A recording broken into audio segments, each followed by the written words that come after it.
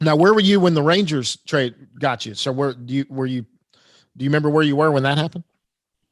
Yeah, so I was in Altoona, Pennsylvania at Double A, and I was actually passed out in my room. And one of my teammates, one of my teammates, Stephen Alamaze, comes jumping in the house talking about, hey, we just made a trade. We just made a trade. And he's like, everybody. So like, we had some like pretty legit, we had some like prospects in our house. So it was like me, Key Brian Hayes, it was Stephen Alamaze, it was Braylon Jackson, it was Jason Martin. So it's like, wow.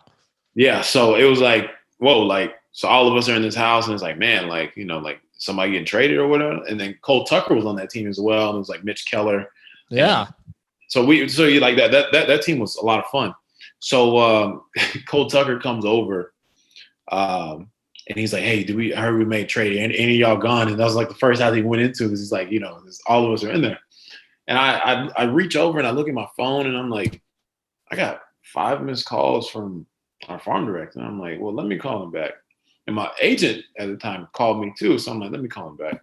So I call our farm director back and like, hey, I know it's early. He's like, I didn't wake you up by any chance. I'm thinking to myself, like, it's 2:00 in the morning. Like, yeah, I'm passed out.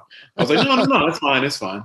So he's like, he goes on there and he's like, hey, they wouldn't know about you. And, we really didn't want to give you up, but we need to get, Keone for the bullpen. So, you're going to Texas. You're going back home. And I just like sat on the phone for a second and I'm in my room and I was like, wow, this is crazy.